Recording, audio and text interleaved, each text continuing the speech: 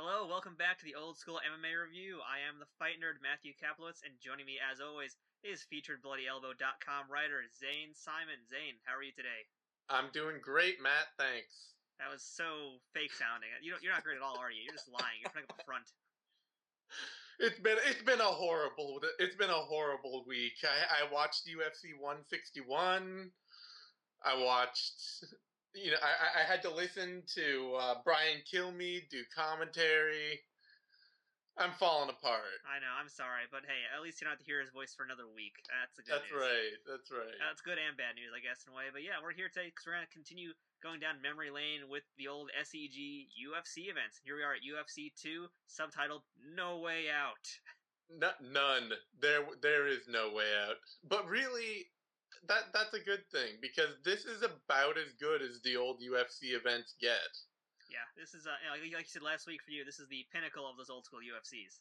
Yeah, it's really, I mean, I want to get this out of the way quickly, but, some of the fighters have said, in interviews later on have said back then that the fight picking consisted of Jim Brown rummaging around in a punch bowl to pick names for what the matchups would be for these fights. That really kept UFC 2 from being the greatest martial arts event ever. I mean, maybe it still is, because I haven't watched a lot of Kumite, but yeah, we haven't seen too many Sabaki challenges yet. Maybe we'll review those one of these days, because those are pretty exciting. We'll review some Sabaki challenges. But UFC 2, I mean, it was an incredible martial arts tournament, and it should have been an unbelievable one, but the way they picked their opening round matchups really spoiled some things. And just some quick facts too. Like I said, UFC 2, No Way Out. This is actually the first of the VHS releases that came out for some reason. UFC 1 did not come out for a little bit later. I don't know why, but that's how it was. I'd like to say it was good marketing, because UFC 2 is so much more fun. Yes. But it was probably just poor planning that somebody maybe they didn't have rights to the first one right away, or who knows. Yeah, because they were a few years apart. It looked like, I believe, from this one that we're watching to UFC 1. Like, and I remember this because on the old original VHSs, the advertisements were very different from each other for obvious reasons. Maybe Superfoot wouldn't release his name for the release his rights for UFC 1. Oh, thank God, no more Bill Wallace. He's gone. We're not going to ever hear from him again. But we have a whole new cavalcade of commentators join us this time. But also, first, let's just run down the numbers for this one. Oddly enough, the attendance was down for this event, but the buy rate was way up. The attendance for UFC 2 at the Mammoth Gardens in Denver, Colorado. Different arena from last time. No more McNichols choking arena from Bill Wallace.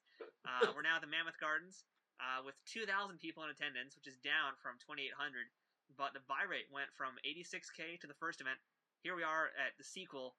We're not even that far, this is March, not that many months apart, really, about 6 months, I guess, roughly. And we're up to 300,000 buys. Yeah, I mean, and people got what they paid for. UFC 1 was fun. UFC 2, well worth it. Yeah, this was for real. And, the big difference here, as opposed to UFC 1, this was the first and last UFC to be 16 men. That's a big field of fighters to come in. Despite the big, the 16-man field, they really did a good job bringing in a lot of different martial arts and a lot of different martial artists to represent different schools. It wasn't all just, it wasn't as really just small-time black belt, karate black belts, as much as karate took a kicking for these early events. Yeah, we had a big amount of people, and along with this influx of 16 fighters, we also had now a big upgrade in terms of production quality, as well as the just general knowledge. This time what UFC 1 didn't do was really explain the martial arts as much, whereas here at UFC 2, we now have a new system in place, if you will, where they've now labeled 5 styles, essentially, of fighting, which are a little vague, and those 5 styles I've got them written down somewhere over here. I believe it's karate, kickboxing, kung fu, grappling, and the exotics. Ooh, the exotics. Yeah, unfortunately, everybody ended up kind of falling under kickboxing for some reason. It was like, and now, David Levicki, kickboxer. and or Johnny and Rhodes, now kickboxer. Sean Doherty, kickboxer. Everybody was suddenly a kickboxer, and a few of them were kickboxers, Yes. but not nearly as many as were advertised as being kickboxers. Yeah, a lot of kung fu people also, but not that many, surprisingly. But I think we had about 3 maybe this time, 2 or 3. Not a ton of grapplers, but a few. Yeah, we had Wing Chun and Lucia's 5 Animal style kung fu, and I think those were our kung fu guys. Yeah, I think there was probably 1 or 2 other guys that were on the prelims that just weren't really important and not worth mentioning. Yeah. We'll just gloss over those dudes. What do you think about this breaking it up into 5 different categories? I mean, do you feel it was a disservice to some of the styles? It was. Eventually it was weird. I'd much rather have had them just actually, go hard on the black belts and what they actually had their black belts in, and say, this guy is a black belt in this. That style does this. I mean, if the fighter's an expert in it, he should at least be able to explain what it is. Yeah. I think I don't really think they needed 5 different labels. I think really just 3. Should have just been striker, grappler, and then you still need to have that exotic. Let them have the exotic because those are weird. But to be fair, the only exotics we had were ninjutsu and allegedly Pencak Silat somewhere on the card. Pencak Silat, and that wasn't allegedly. That guy had his credentials. And that guy was on the prelims, which for those of you guys watching at home, we're discussing the UFC release from Anchor Bay, I believe it is. That's the UFC Classics Volume 2. And so that one had 3 of the prelims on it, but not all the prelims still. There's 8 prelims total, obviously, but we only got 3 unaired and 1 that was the start of the pay-per-view, but we'll get to the start of the pay-per-view in a bit. But I guess let's just jump right into those prelims right now. Of those prelims, really only 4 are worth mentioning. Yeah, the first one was Pat Smith, Ray Wizard, because this was really one of the few times that you saw somebody entering in from one MMA event to another and shifting a lot of their training. I mean, Pat Smith was a pretty legit kickboxer at the time. And he's now also a 10-0 pro boxer. Oh, yeah. That was a total... In the span of 6 months. Total bullshit right there. I think I've seen Pat Smith's boxing record, and it was 8-8 or something. In the meantime, they did drop his kickboxing record down, as one of the commentators, Ben Perry, would say later on. He's 200 and something fights in kickboxing, so he's no longer 250. No, now just 200-ish maybe. Yeah, 66-8 is still the official line on that, which is still respectable, very but much. not 250-0. No. Did you like Pat Smith's pants, by the way? Oh, love the pants. His pants said Redemption 94. Wow, that is deep. That cuts deep. That does. He was on a mission, and yeah, it was. But once again, I mean, Pat Smith, Ray Wizard. Pat Smith came in, standing guillotine. Fight was over in under a minute.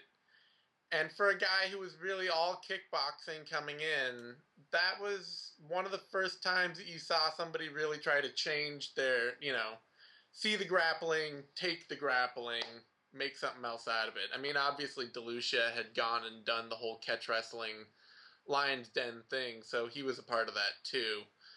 But Smith was it felt like a much more abrupt shift. Did you notice how at the end of that fight, Wizard was on the floor convulsing in pain?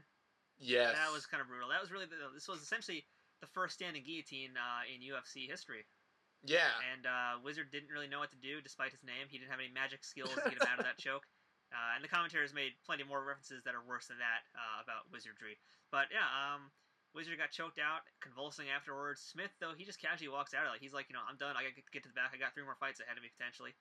So hats off to him.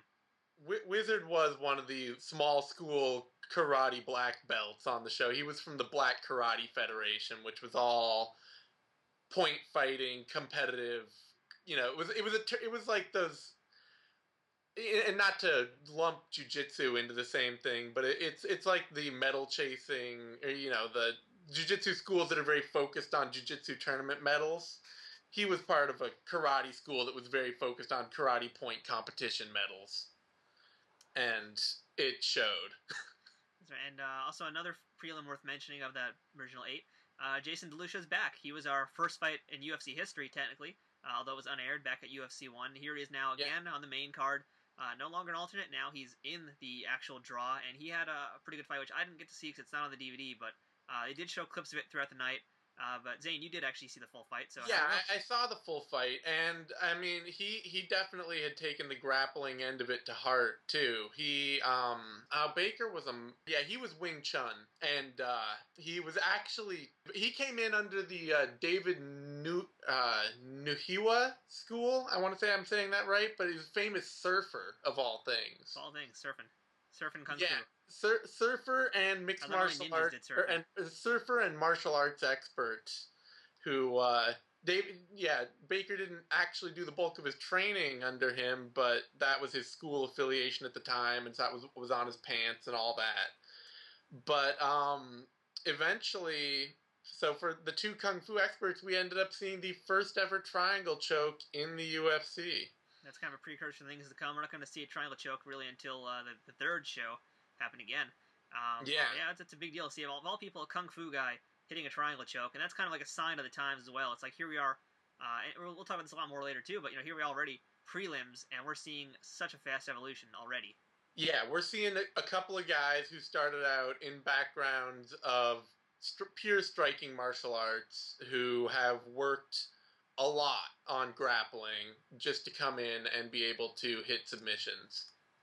Very impressive stuff, and also impressive, Orlando Veit. This guy definitely had the best. He wins the award for best physique of the night for sure. There's no Ken Shamrock in this event, but he's the one with the Shamrock-like body, just a lot more slimmed down.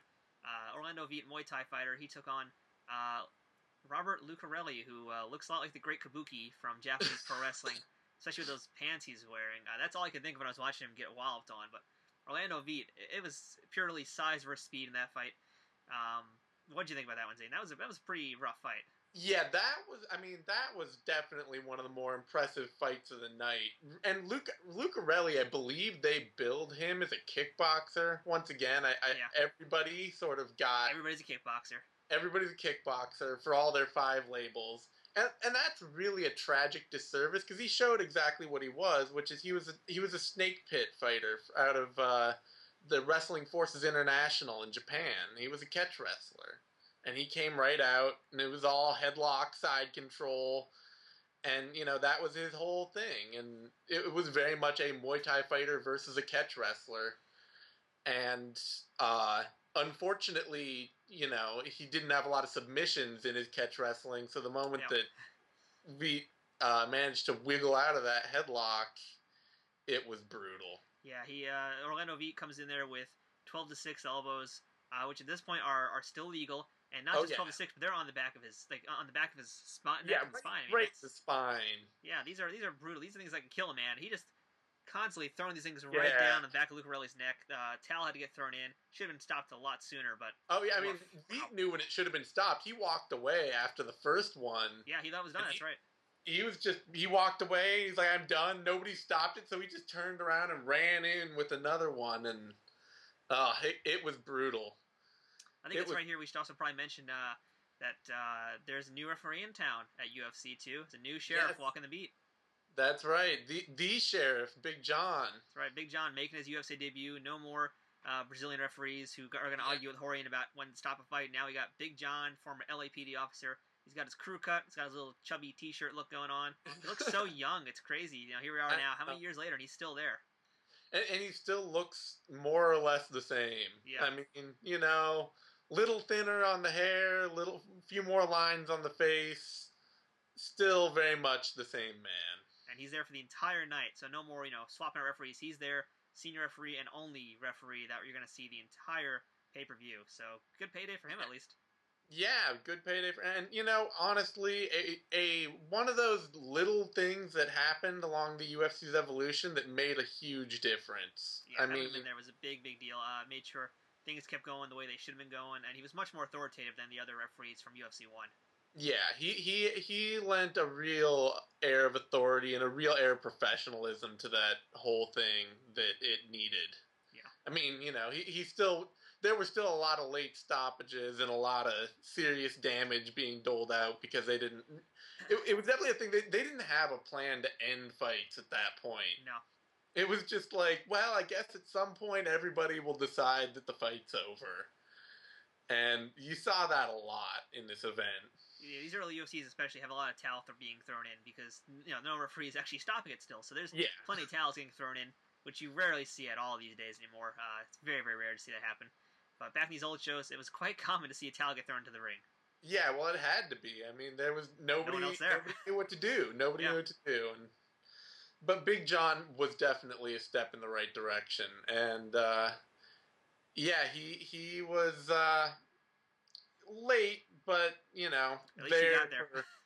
Robert Lucarelli getting a horrible beating from Orlando Veit. Yeah, instead of being permanently crippled, he just had a limp for a few days, probably. Yeah. And also worth mentioning, not because it's good, just because it was probably the worst fight in the whole show, Levicki and Rhodes. And this fight holds the record, actually, for, at this point, the longest fight in UFC history. It ends up going about, 12 minutes. Again, I didn't see it because it wasn't on the DVD release, thankfully. But Zane, you sat through that. So what was that like to deal with that? I've seen the fight. It is bad on multi levels of badness. It is badness in excess, really.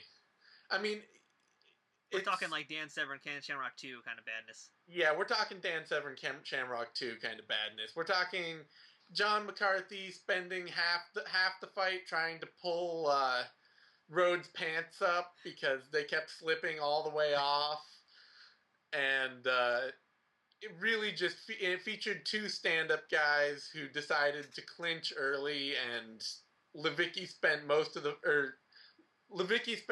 fight trying to fishhook his way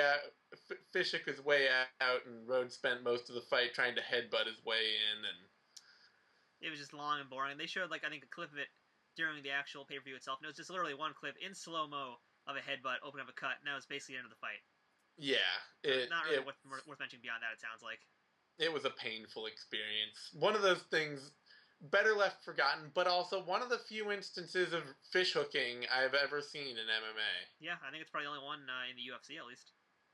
Yeah, and for a rule that's been, it's always featured as one of the rules, it's something that really has not happened much. Well, before we jump on to the actual pay-per-view, I guess we should actually mention the rules to this one, since you brought it up. It's, in fact, there have been a few new rule changes since UFC 1 as well. I guess now, I think for this event at least, fishhooking is kind of sort of legal, I think, since that actually happened. Also legal now is groin shots.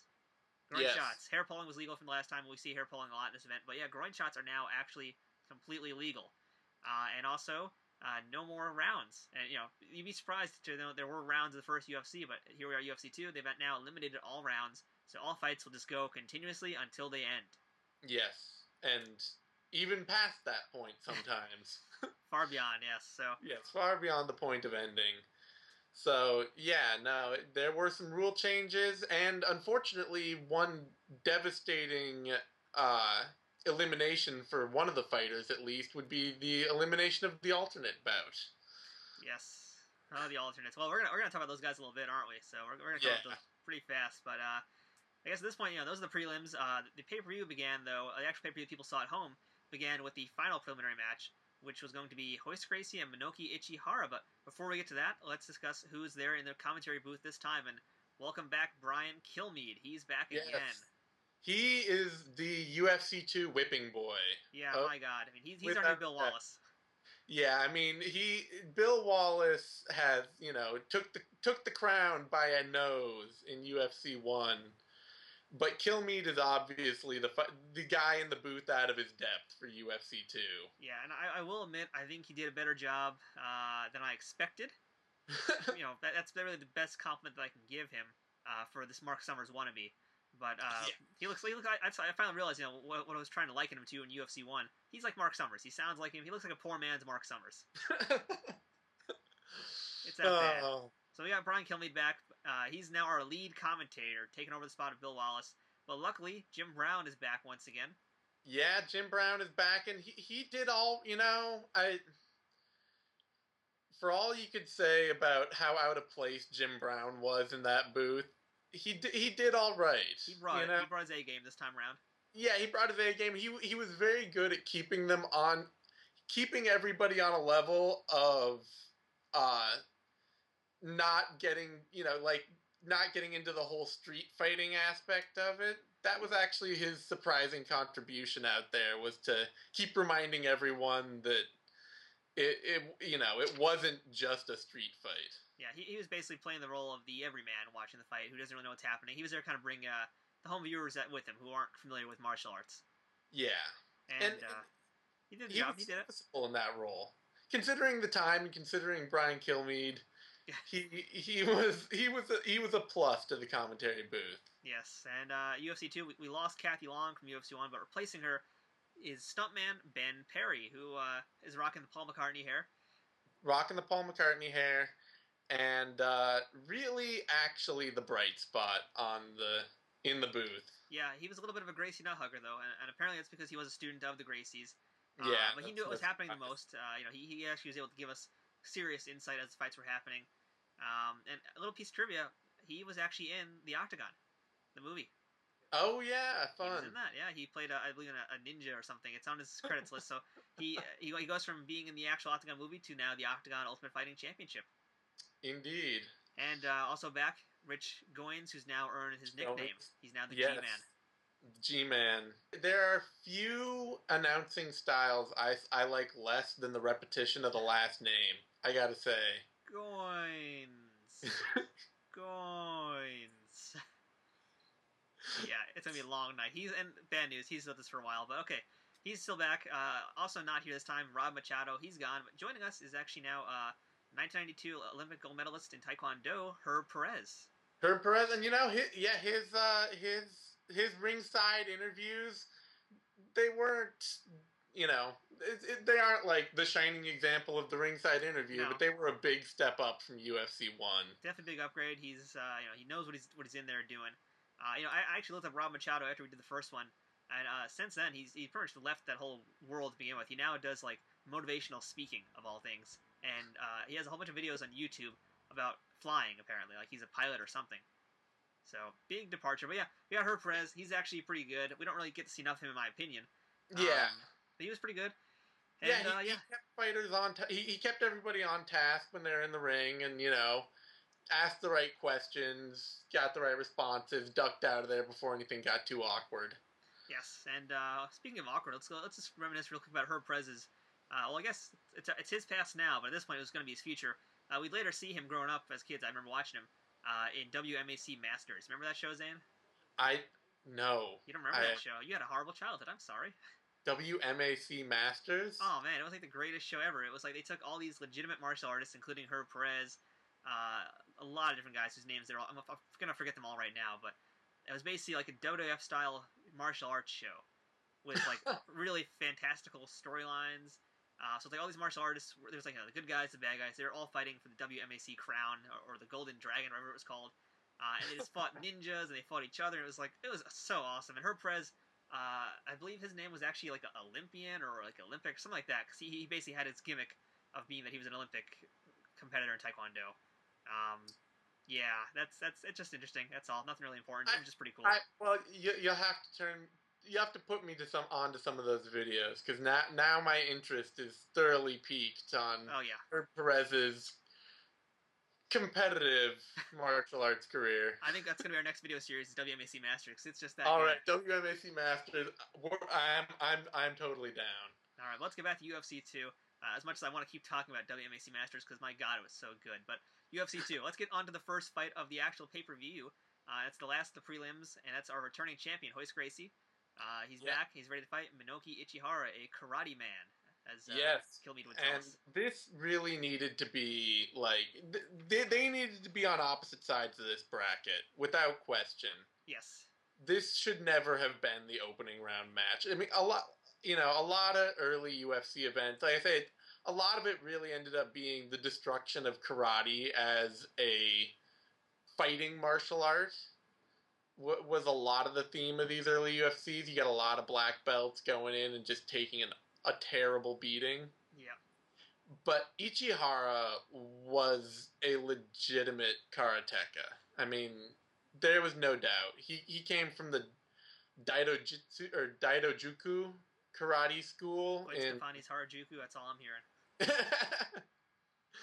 in Japan, and he actually had MMA experience. I mean, that was one of the things that didn't get sold with this, and it's not really officially recorded, but Daidojuku was running a whole bunch of these proto-MMA events where they were hooking up their fighters against Savate fighters and kickboxers and grapplers and in all these weird sort of alternate rules events. And having watched a few of them, he had obvious flaws as a fighter. He was way out of his depth grappling. For that time period, it sounds like he had enough. Yeah. He should have had an early striking matchup to let him get his legs in the tournament, let him figure out exactly what it was going to be like, and hopefully meet Hoist somewhere down the line. But it seemed like he was hell-bent to fight Hoist no matter what. I mean, I feel like that fight was probably really a setup. Out of all the quote-unquote randomness, I think that might have been one of the fights that was set up, because his pre-fight interview, which was dubbed over in English quite wonderfully, it says, I saw UFC 1, and I saw this dangerous man defeat everyone. I wanted to fight this dangerous man. So he wanted Hoist from the start, and he got his wish. Yeah, he got his wish. It was an interesting fight. He survived a while, but it ended up feeling like, I mean, being out of his depth on the ground didn't change. Yeah, he didn't really know what to do once he was on his back. He was playing with Hoist's gi once he got taken down. And by the way, he barely even threw a strike. And it's worth mentioning as well that this time around, unlike UFC 1 where Hoist was the smallest guy, Ichihara was actually the smallest guy. He weighed less and was shorter than all the other competitors in the entire event. Yeah, I've heard even since then, because after this, he pretty much quit martial arts entirely, and I've heard he's down to 145 these days. Jeez, that's too bad. I mean, see, at least his promo videos look nice, his package videos look good, but once you got in the ring with a guy like Hoist, just again, it's still so early in the UFC that a lot of guys aren't cross-training or have a lot of pride in their actual martial arts style, so they're sticking to that. They're not really cross-training yet, but guys like Pat Smith already have begun to adapt. They've felt what it's like to be grappled against.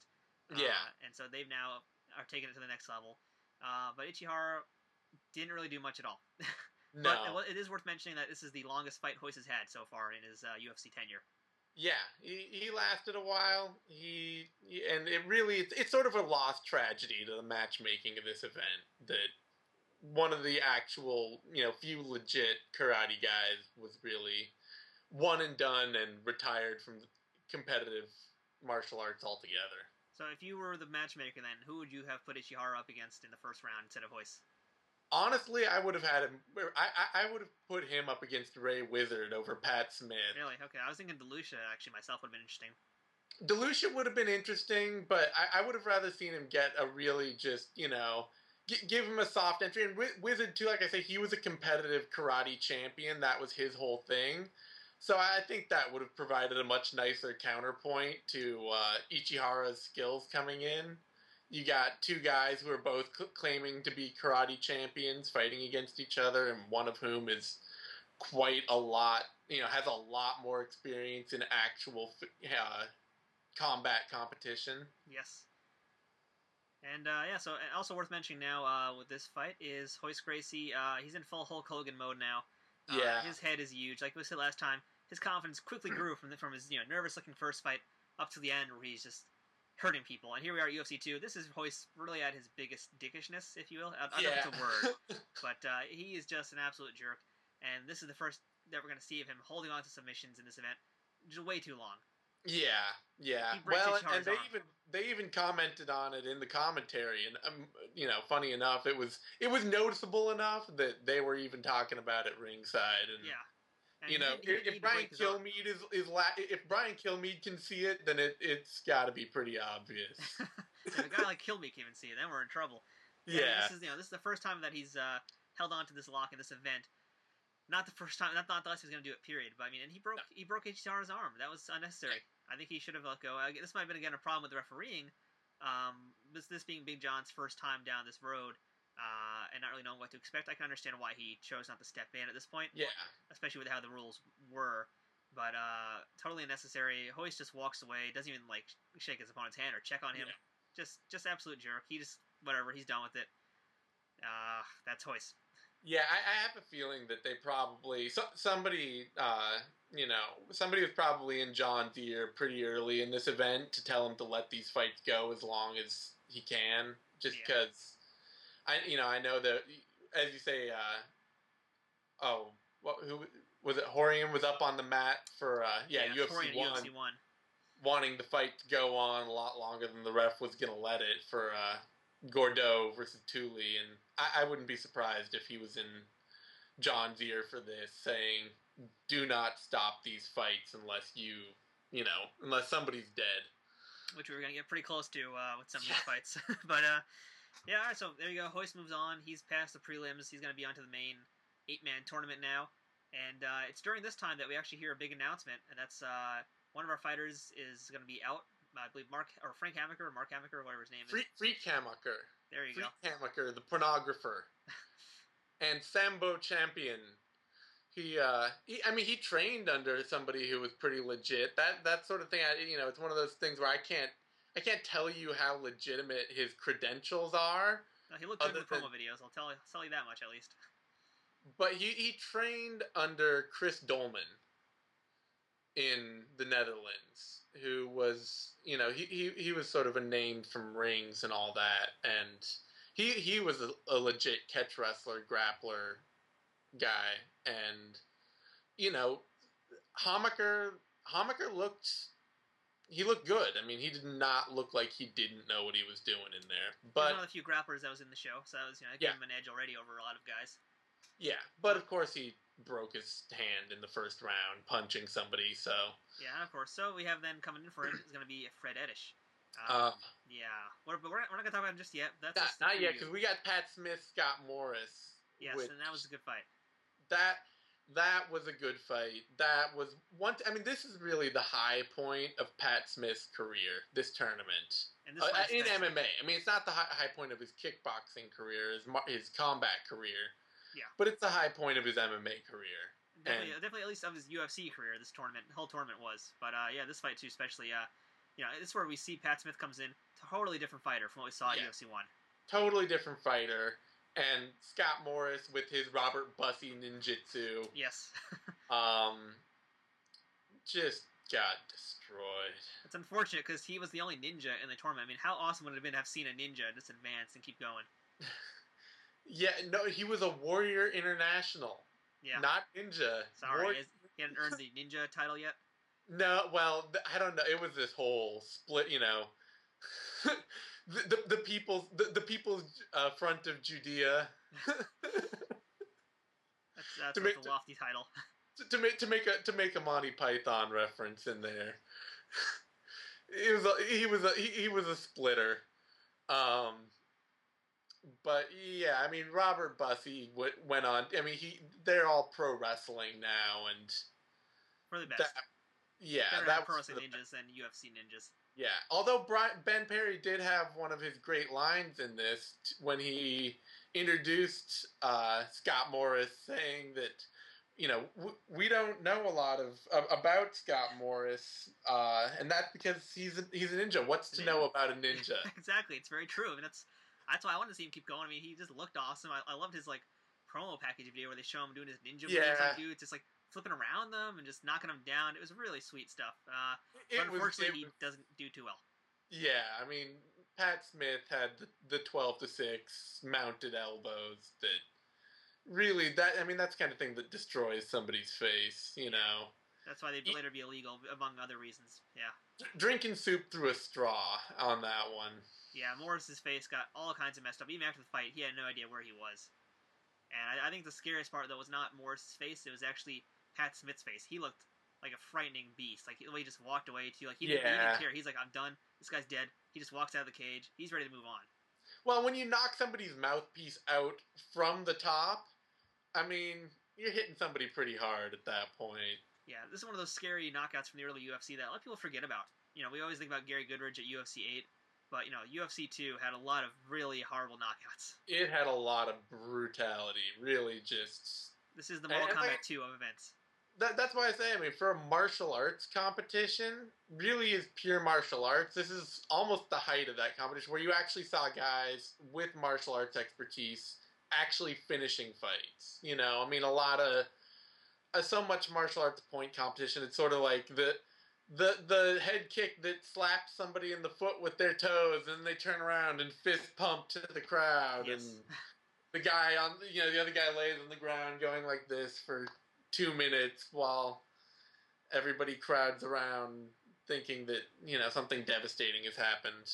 And this was really just something devastating happening. Something definitely did. It was a rough knockout, and we're still going to have a few more rough knockouts, but I guess we'll talk about one coming up next. Actually, not a knockout, though, which I forgot. Not a knockout. Submission, yeah. Fred Ettish making his UFC debut against Johnny Rhodes. Much like Ichihara, Ettish is one of those sort of sad side notes to UFC 2, in that, he had no competition background really at all. He was a karate school master from some little strip mall school out there, and he, his life up to that point was a hard luck story. His life after that point was a hard luck story. And this was like his this is like his transitional moment between, really terrible life positions. Yeah, it didn't get much better for him. And this fight against Johnny Rhodes, it was rough, and everybody knows this fight at this point. It's definitely, I think it's. Would you agree with this? It's probably the most infamous UFC fight out there.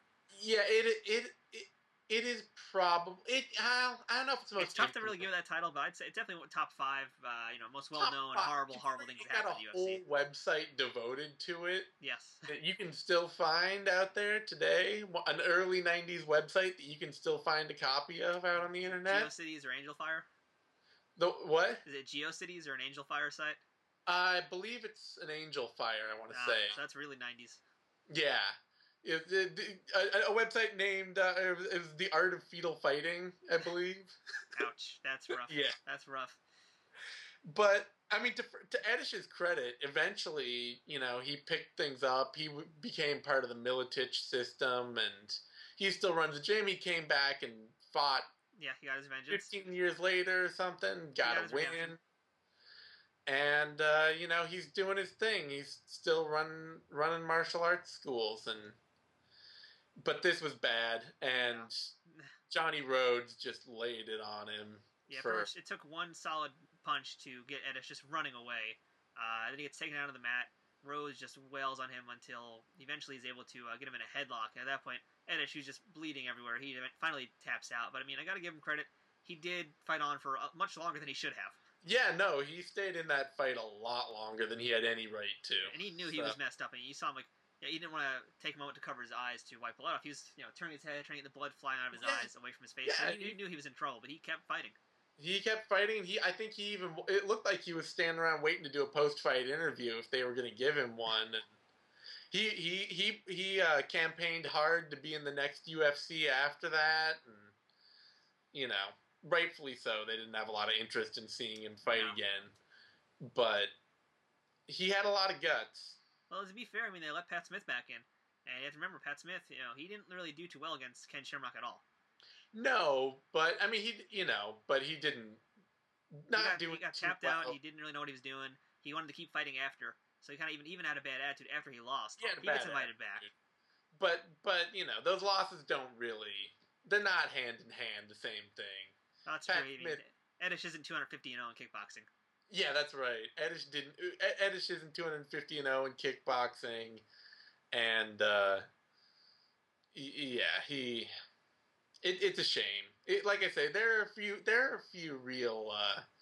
This fight, it had some real impact on a few guys' lives, and Ettish was one of them. Yes, very good way of putting that. Let's move on now to the next quarterfinal match, which is going to be Orlando Veit, Remco Pardo. Orlando Veit versus Remco Pardo. And if Veit laid a brutal beat down on Lucarelli in the prelims, Karma came back around to really full scale with Remco Pardo. Yeah, Pardo was all over him. And Pardo, again, one of the grapplers in the event. He's this giant Dutch judoka. And joining him in his corner is Gerard Gardeau, who's back from UFC 1, not fighting, but now he's coaching. He's part of the Dutch contingent that was along with the Sambo guy that was eliminated, that Ettish took his place over, and Remco Pardo. And Pardo, he was a blue belt in jiu-jitsu at this point. And shortly after this, I mean, he was invited to the first Mundials as they gave him a black belt slot. Wow. Pardo's one of those fighters. Like, I really wish he'd been he'd had a better martial MMA career. It feels like he should have. I agree. He did very well, especially in this fight here. I mean, he looked great. Yeah. He knew what to do for this early time period. He knew what moves worked, what didn't work. His throws were spot on. I mean, that's what he did here. Was he basically caught Orlando Veit with the perfect throw that you need to do in these kind of tournaments, which is that Soto Makikomi throw, which is great to do without a gi. It brings him down easily. Takes the scarf hold, which is a very strong position for MMA. And then that's where it went downhill for Orlando Veit, unfortunately. Yeah, he just brutalized him with elbows, and I mean, Veit was out after the first two, maybe. And he just kept going. He got another 6 or so. To Pardo's credit, he stopped somewhere, and then it was like, okay, he might be dead. I should probably. Yeah, those were some definitely rough elbows. Again, we're thinking back to UFC 8 with Gary Goodridge, but watch UFC 2. That was equally as brutal, and you have to keep in mind too. Veit was very, very out. We keep saying Wheat and Veit. It's spelled with a W, but it's pronounced with a V. It's with a V. Veit, Orlando Veit. Yeah, like Vigo the Carpathian.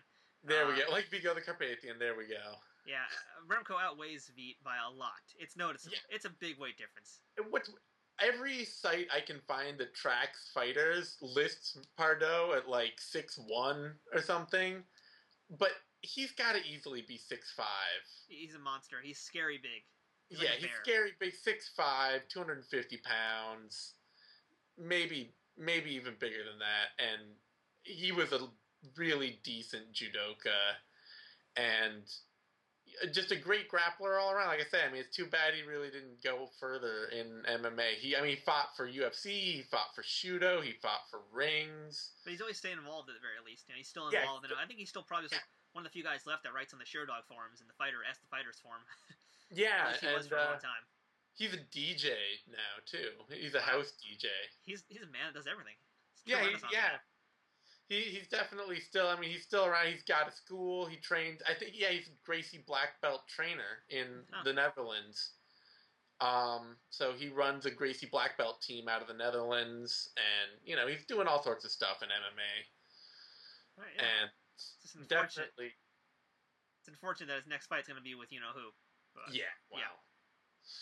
So, after Orlando Veit, Remco Pardo, we get to Hoist Gracie, Jason DeLucia, and, this is really and this was a good fight to happen. It was. It was a rematch also. It was a rematch. It was not a better fight for DeLucia. In some ways it was, in some ways it wasn't. Yeah. As we showed you guys in the first video, I'm going to cut it in here also. 2 years prior to the first UFC, DeLucia had met Hoist in one of the Hoist Gracie academies and had a closed doors fight with him, and Hoist won. Yeah. So here we are now, 94, and Jason DeLucia has advanced in the tournament. He's going to get a second shot against Hoist, and it does not go much better in terms of the finish, but I think he did better in terms of the beginning of the fight. Yeah, he did better early on. I mean, obviously he'd worked on his catch wrestling and his grappling a lot. Like I say, he's got the first triangle in the UFC, I believe. I don't think Hoist. Oh, that's our Bill Wallace moment. There's my Bill Wallace moment. It's the Superfoot curse. It's the curse of the Superfoot. Sounds like a Scooby-Doo episode. But I don't think Hoist hit one in UFC 1, and so DeLucia can be credited with the first triangle choke in the UFC, and but obviously it's one of those things where a couple of years of grappling are just not enough to stack up to decades of grappling. That's right. That's something that Jim Brown would later say. A few months of grappling isn't going to take you to 65 years of grappling experience, and that's very true. And DeLucia, I think he did the best that Jason DeLucia could have done. He did the best that Jason DeLucia could have done. This was his last UFC appearance, I believe. Yes, that's correct. And he would go on to a wholly decent career in Pancrase. I mean, which we'll argue about still, but he was there. He was there. I mean, he won a lot more than he lost until he didn't. Yeah, I always just say, just look at who he did fight, though. That's all I have to say about that. And it's Pancrase, so I mean, I love Pancrase, but that's why when we discuss this, I'm just gonna, whenever we discuss Jason DeLucia, I'm gonna always cut in footage of him getting beat up by Boss Rutan just because.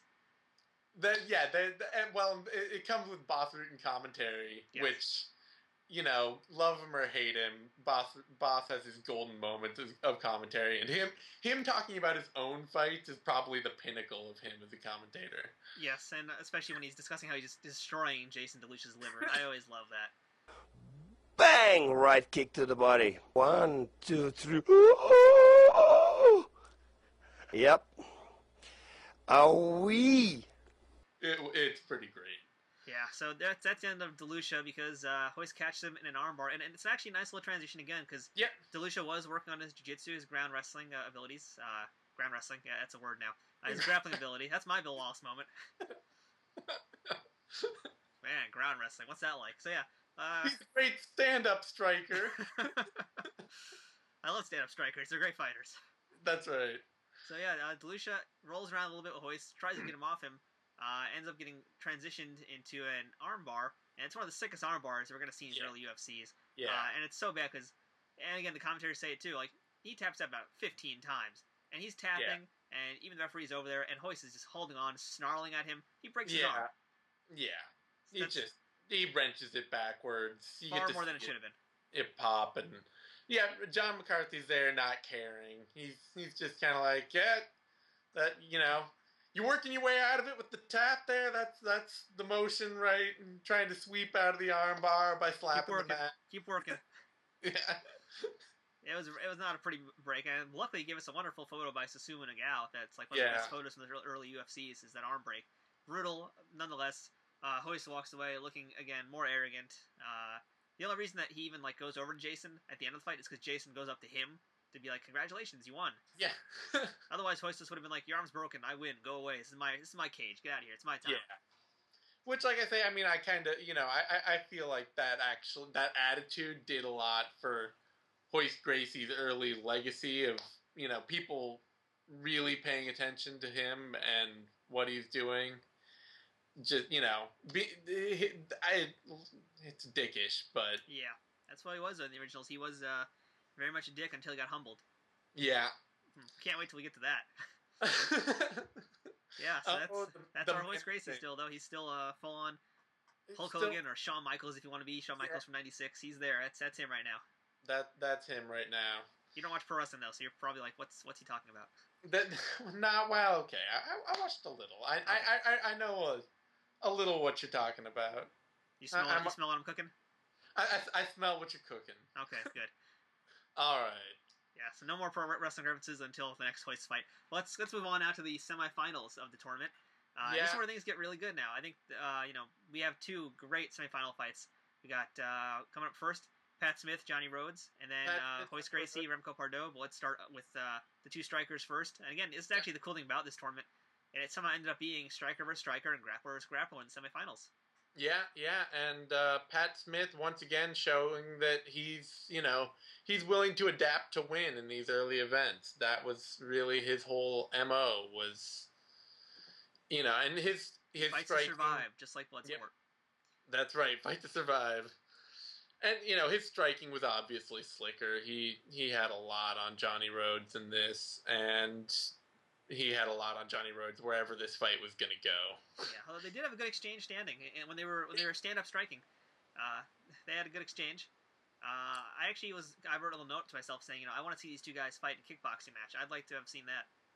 Yeah, I mean, Johnny Rhodes he was like a Nevada State kickboxing champion, I think, well past his prime at this point in his late 30s. Yeah, he was, I think, 39, I think it was, right? Yes, 39. But he was a Nevada State kickboxing champion, so he at least had some lower tier kickboxing experience. He was one of the few guys that could legitimately be called a kickboxer, along with Pat Smith. And his 250-0 record. And his 250-0 record. That's right, Pat Smith 250-0. But eerily similar to the early fight against I'm already forgetting for all of his great credentials. Ray Wizard. Eerily similar to his loss to Ray Wizard. Pat Smith got the standing guillotine. in which Johnny Rhodes tapped out via foot stomps, I believe. Yep. You know what's funny is I just realized we totally missed out on a great obvious joke we could have done. We could have totally said nobody beats the Wiz.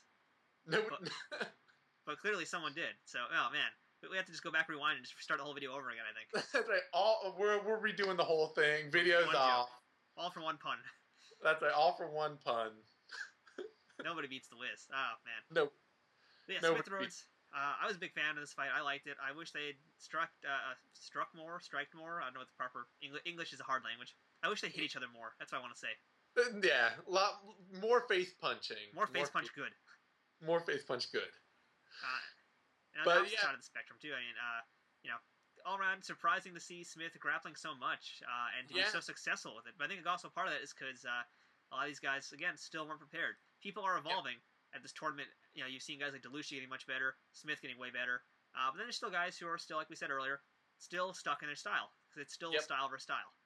Yeah, a lot of guys who, there was some amateur kickboxing, some amateur karate, some guys who were just devoted to this idea that their traditional martial art could defeat all comers.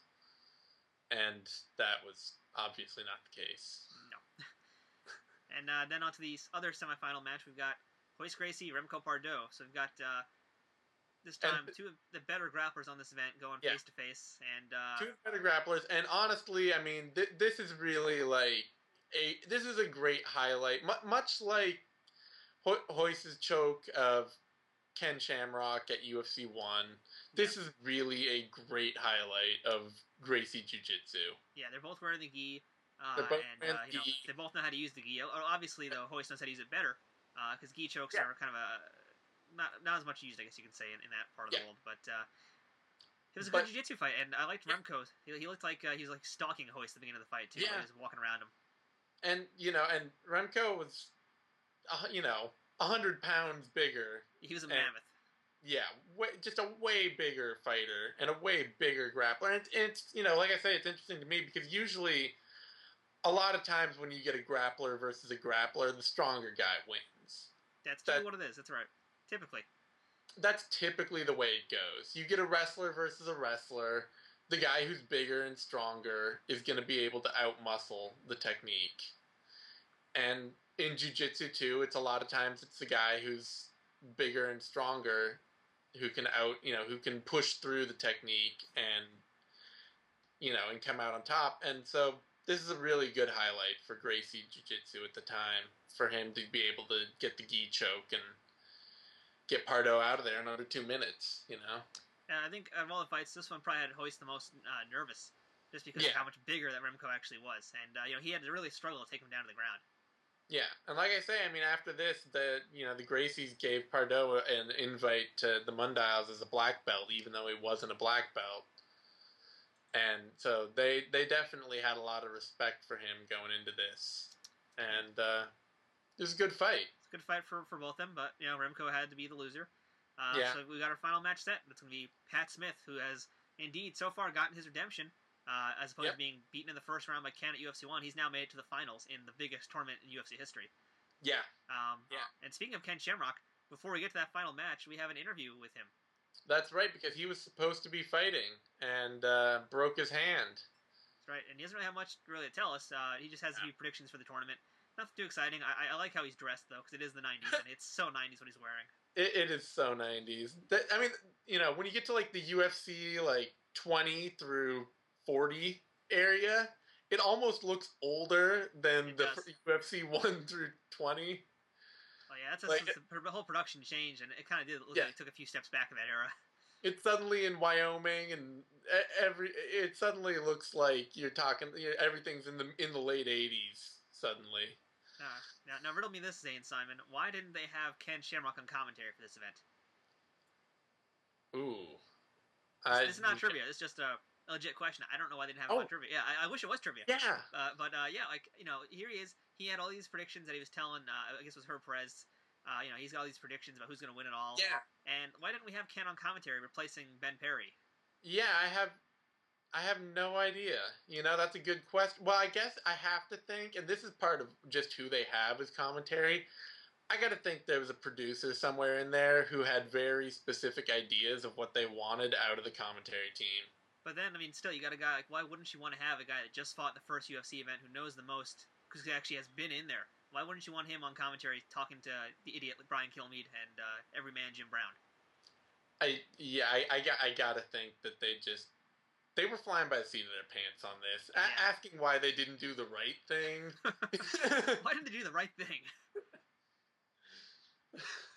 It makes no sense to me. I'm baffled still. I don't know why, because he was good, and he does. I believe he does come later on later events to do. Just he sits in for a fight or two, but he's there. He can talk.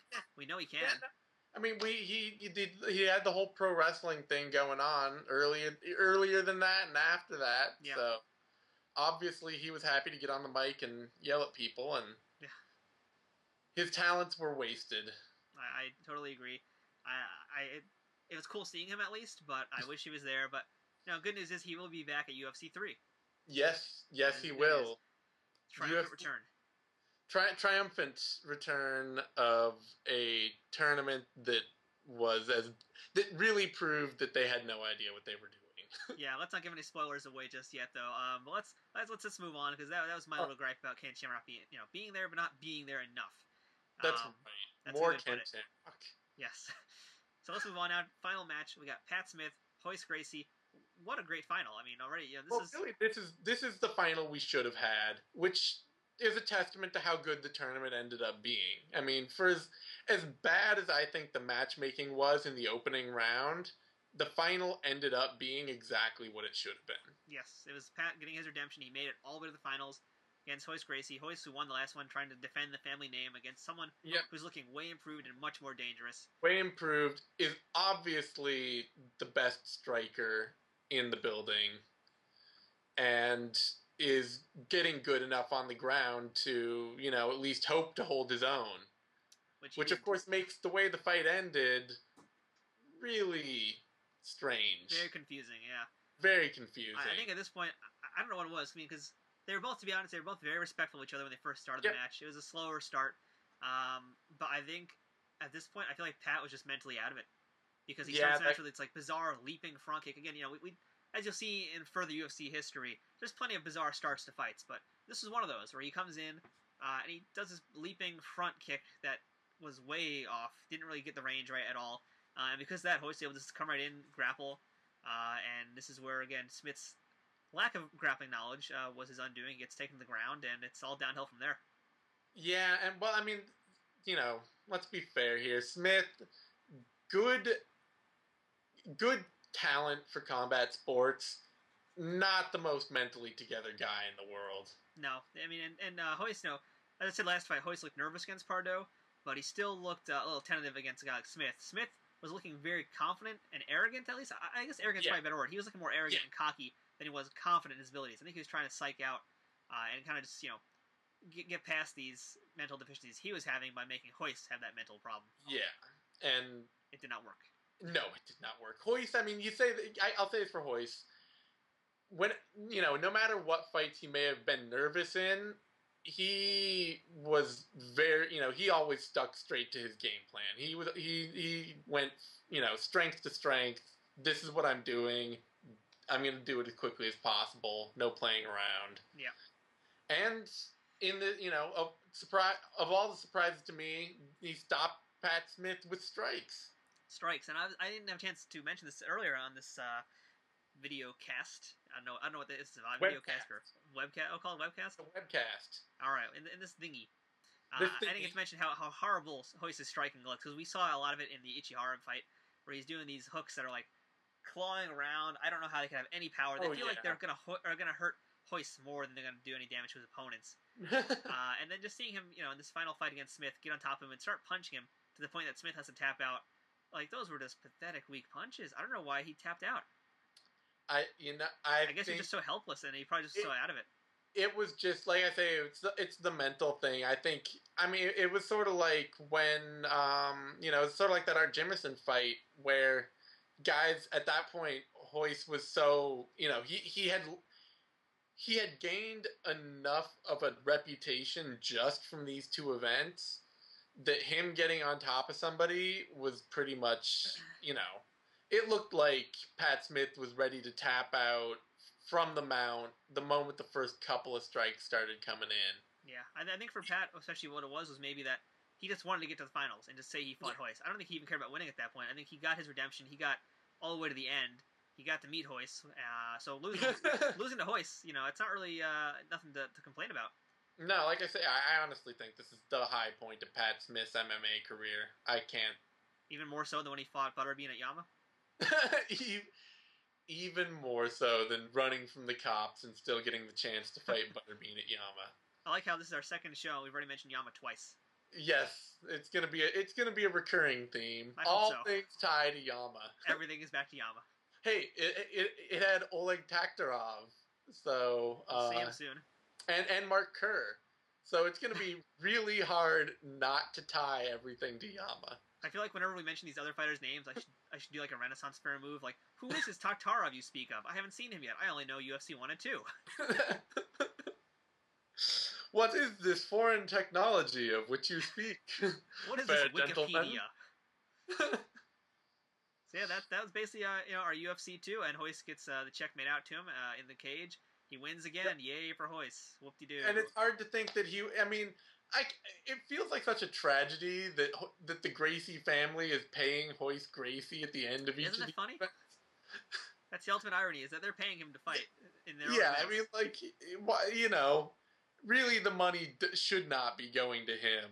It should be going to everyone else who's stepping in there for tournaments that are really made to push the Gracie name, And also, I'm noting, by the way, is this UFC 2, because it was a bigger tournament, the prize was also bigger. Yeah. But it was only $10 grand bigger, $60,000 instead of $50,000. Yeah. So basically, those extra guys only get you $10 grand extra, So whatever, it is what it is. Hoist got the payday. He looks unstoppable at this point too. I mean, he looks pretty much. Yeah. At the end of this event, he looks invincible. Yeah. He's got he's got the confidence and arrogance, and his jiu-jitsu looks slick, and he's willing to injure everyone on the way, which has got to instill a lot of fear. At this point, I would not want. I couldn't imagine being a fighter and wanting to fight Hoist at this point. I think if you wanted that fight, you were probably mentally checked out, So in other words, you were Ken Shamrock.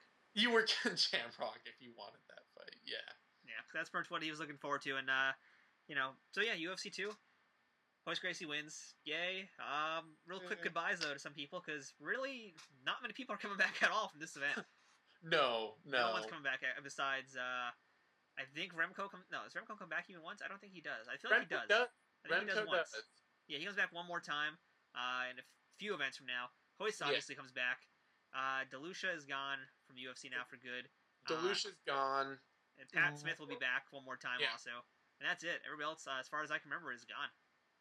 Yeah, I think, I know Morris is obviously gone. Morris obviously gone. Ettish, we're never going to see him again in the octagon. Orlando Veet is gone, unfortunately. I mean, his MMA career was never anything good, but it's really just a lot of one and dones here. Maybe Rhodes comes back. I'm not positive. I feel like he might come back, but I'm not certain. But I think for the most part, everybody here was just one and done. It was this big 16-man tournament, and that was it. A lot of these guys, they're gone. Goodbye from MMA for good. Yeah, which, like I say, I mean, it makes sense. It's too bad, but it was really it was a great martial arts tournament. It was not an MMA tournament. That's a good way to put it. Yeah, it's very good because we're still in the no holds barred world as well. Yeah. Now, as Goings famously starts out the broadcast, there are no rules. And there really weren't this time around. Yeah. there were barely any rules other than I guess just don't bite your opponent's face off. That was really it. Yeah. And I think they probably would have let that fly off if someone did it. Yeah. So it was a great martial arts tournament. It makes sense that nobody was back because it was not an MMA tournament. It was a brutal tournament as well. Very brutal overall. A lot of broken bones, a lot of broken faces. Rough night for everybody who was in it. No one walked away unscathed. But it really, I mean, honestly, if you wanted to watch a martial arts tournament, this is what you'd want to see, you know? Absolutely, yeah. Like, I remember when I first started watching these, my whole origin to MMA really was these original UFCs. I started watching them chronologically. And I remember seeing one, and one was cool, but really didn't do much for me. But number 2, this one here is one that hooked me and got me like, oh my god, I want to see where this goes. Yeah, definitely. And unfortunately the evolution involved losing most of the strikers, but well, for at least in the beginning, because we haven't seen any wrestlers yet. Still, oddly enough, we're here at UFC 2, all these styles, but no wrestlers. We had Lucia as the catch wrestler here and there, but he's still he's more kung fu, obviously. Quick bit of trivia. Who is our first NCAA Division I All-American going to be? Wrestler. I'm assuming it's going to be Coleman, but I feel like someone else pops in before him. Oh, I know, it's Dave Schultz. Not Dave Schultz. What's his face? I know he pops up later on. I can't remember his name. I know he pops up like he's a little bit before Coleman. He's like at UFC 8 or 9. What's his name? No, you don't know. No, who am I missing? Emmanuel Yarborough. Emmanuel Yarborough. He was a D1 All-American. My God. That is our first wrestler of the UFC. Really, that is something else. That is I don't know how to react to that. So for UFC, so that will be our tie-in to UFC 3. Wow, yeah, UFC 3 coming up next. The American Dream, as it's going to be subtitled. Yes. Let's not say much more beyond that, though. Other than we have a lot of good things to look forward to UFC 3. So many good things. I mean, to be fair, it's really a knockdown in quality overall, but it's a knock up in memorable moments in UFC history. I'll give it that. And it highlights what the UFC was very luckily avoiding for 1 and 2. Oh yes, yeah, that's right. We're gonna see a lot of, I guess, realities change. Things will crash down, and it's an interesting event for a lot of reasons, as we're gonna see next week. But let's just do our quick final wrap of UFC 2. Anything else worth mentioning? I have some bad news for you, unfortunately, Zane. Kilmeade is back. Oh. Kilmeade is back again with Ben Perry and Jim Brown. They are back again. Well, at least I have Ben Perry and Jim Brown. I'm not going to be too sad about that. Oh, we didn't give a credit to Jim Brown's hat. No, we should. He deserves some credit. Again, did a wonderful job. He perched very nicely throughout the entire night. Not moving ever once. Very patient hat. That's right. I have to give him credit for that. He looked very colorful. Same hat, and we're never going to see the end of this hat. I think even to this day, Jim Brown will wear that hat. Yes. I don't know if Jim Brown's actually still alive, but assuming he is. I think he's alive. All right, well, good for him. Good for Jim Brown. Good for Jim Brown for staying alive. Yeah. And wearing a hat. Wearing that. That's not an easy hat to pull off. I like to see you wear that hat. I mean, do you think you can handle all those colors and zigzags? I think, you know what we should do? We should get Kilmeade on here, and that can be the next Kilmeade hat. I can superimpose that hat on his head during the entire video. There we go. We'll float it on him. There you go. So yeah, UFC 2, I do have to say, I think it still is one of my favorites. I remember it being great. Okay. It still is one of my favorites. And like you said, it's really the pinnacle of the martial arts style tournaments. And, it's unfortunate that we don't get to see any more 16-man tournaments. Yeah. Obviously for timing issues. I mean, the actual event itself was only 90 minutes. With the prelims, though, it would have been probably about 2 hours, maybe a little bit more because of that 12-minute fight we had. Yeah. So yeah, it's unfortunate that they didn't do any more 16-man tournaments, but it is. The plus side is we do have more alternate fights. I believe now they start doing 2 alternate fights per event. Well, no, not now, because that's why I say this is the horror of UFC 3. Oh, that's right. Okay, well, let's anything else. Yeah. No alternates yet. A couple of last brief notes. Fred Ettish had he was the original, what's the name of the guy who ushers everybody out for the UFC events these days? Burt Watson? Burt Watson? Fred Ettish was the original UFC Burt Watson. Really? So he was the guy that was making sure everybody made their weight. Well, there wasn't a weight to make back then, but he was the guy who was making sure they were there. He was the guy who was making sure everybody was on point, everybody was out of their dressing room on time, everybody was, had everything they needed. That was his job.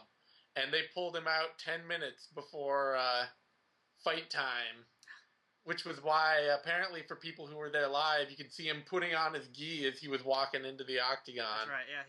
And it was only for this event, though. It wasn't for any future events he was doing that. But for this event, he was there. I do remember hearing that now, actually. He was there just because they were so understaffed at that point. We're so understaffed. Mostly because all their staff was in commentators' booths. Yeah, he was a last-second alternate after Ken Shamrock hurt his hand.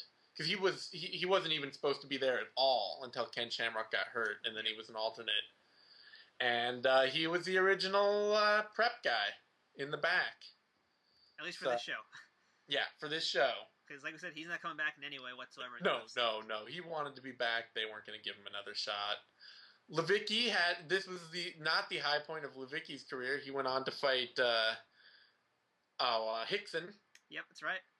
In a brutal match. The Valley Judo tournament. In which he would claim that he lost because he was not able to use all of his secret SEAL Team 6 techniques. Such as stabbing a guy in the throat with a K-bar knife. Yeah, exactly. So I think we should do that tournament one of these days also. We'll go. Maybe we'll do that when we get to that. I think chronologically we're pretty much near that point too. We could probably jump into that tournament if we dare one of these times. That's another fun one as well. There are so many places to jump around to if we get the opportunity. It's so little time, so many events. Yes, that's true. We probably should wrap this one up. So here we are, UFC 2, really good event. If you haven't watched it yet, absolutely go get the DVD, watch it because it's so good. It's really good, and if I'm not saying watch the opening round fights, not all of them at least. If you can find them, watch them. They complete the whole experience. Yes, and it's worth it to have all those 16 guys. Take advantage of the fact that this is the only time you're going to have 16 fighters in this UFC one night tournament. Tremendous tournament all around. Great show. I'm looking forward to seeing what's going to happen at UFC 3. Hoist retains his title. What's going to happen at UFC 3? I predict he's going to win again.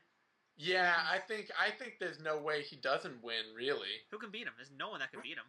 Nobody could beat him. Nobody could beat him. He has to win. I'm calling it now. Called shot. The Babe Ruth moment of old school MMA webcasting. Hoist wins UFC 3. Well, we're going to have to wait till next time to find out if that's going to happen or not. All right. So long, folks. That's such a lackluster ending. We still don't really have a good outro. We don't have a good outro. No, we got nothing. Yeah, so all right, we'll get lost, folks. Okay. We'll see you guys next time. Hey, until next time, we got nothing. There you go. Until next time, we got nothing.